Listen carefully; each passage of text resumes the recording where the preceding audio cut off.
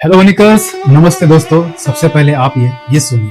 तू कहीं आस पास है दोस्त। ये गाना है महान पार्श्व गायक मोहम्मद रफी का रिकॉर्ड किया हुआ अंतिम गीत। 31 जुलाई 1980 का वह दिन था जब संगीत की दुनिया का एक अनमोल सितारा हमेशा हमेशा के लिए इस फानी दुनिया को अलविदा कहकर चला गया। मैं बात कर रहा हूँ महान पार्श्व गायक मोहम्मद रफी साहब की, एक अद्भुत, अद्वितीय और असाधारण प्रतिभा के गायक, जिन्होंने लगभग 4 दशकों तक अपनी आवाज और सुरों से करोड़ों लोगों को मंत्रमुग्ध किया। रफी साहब ने केवल हिंदी नहीं बल्कि अन्य और भारतीय भाषाओं में और विदेशी भाषाओं को मिलाकर 7,000 से भी ज्यादा गाने गाए हैं। रोमांटिक हो, सैड सॉन्ग हो, क्लासिकल हो, मस्ती भरा गाना हो या गजल हो, रफी साहब ने हर गीत को ऐसे निभाया जैसे उसमें उनके प्राण बस गए हो। लगता था मानो कोई ईश्वरीय आवाज उनके अंदर से निकल रही हो।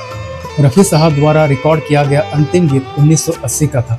जे ओम प्रकाश की फिल्म आसपास बन रही थी, जिसमें धर्मेंद्र, हेमा मालिनी और प्रेम चोपड़ा मुख्य भूमिकाओं में थे। इस गीत के रिकॉर्डिंग के लिए रफी साहब स्टूडियो में आए। सुबह से उन्हें कुछ बेचैनी महसूस हो रही थी। रफी साहब को चाय पीने का बहुत शौक था। चाय से भरा एक थर्मास हमेशा उनके पास रहता था। उन्हें लगा शायद चाय ज्यादा पीने की वजह से एसिडिटी हो रही है और ये बेचैनी उसी के कारण है। इसके बाद उन्होंने लक्ष्मीकांत प्यारेलाल के संगीत निर्देशन में गीत गाया, तू कहीं आसपास है ऐ दोस्त। गाना पूरा होते ही उन्होंने मुस्कुरा कर कहा, अब मैं चलता हूँ।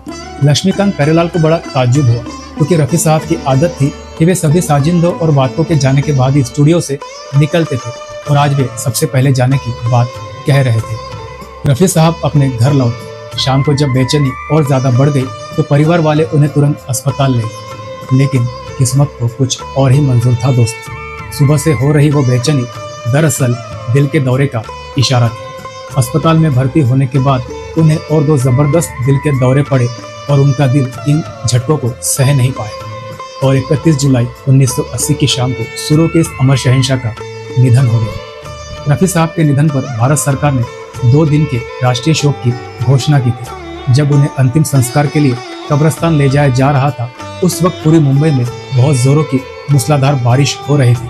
ऐसा लग रहा था मानो सिर्फ इंसान ही नहीं बल्कि ऊपर वाला भी अपने इस फरिश्ते के जाने पर फुट फुट कर रो रहा हो।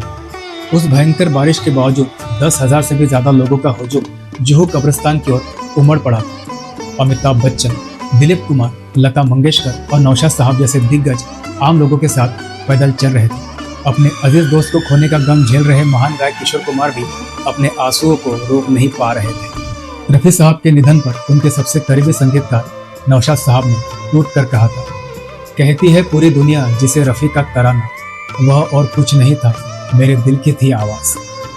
रफी साहब ने तो बहुत पहले ही कह दिया था, तुम मुझे यूं भुला ना पाओ, जब कभी भी सुनोगे गीत मेरे, संग संग तुम भी गुनगुनाओगे। दुर्भाग्य की बात है कि दशकों तक हर मूड के गानों के जरिए करोड़ों दिलों पर राज करने वाले इतने महान गायक को दादा साहेब फाल्के पुरस्कार या भारत रत्न अभी तक नहीं दिया गया। भले ही कागजों पर यह पुरस्कार न मिले हो, लेकिन दुनिया भर के संगीत प्रेमियों के लिए रफी साहब की आवाज ही उनका दर्जा हमेशा सबसे ऊंचा रहेगा। तो दोस्तों, ये कहानी थी रफी साहब के अंतिम गीत की।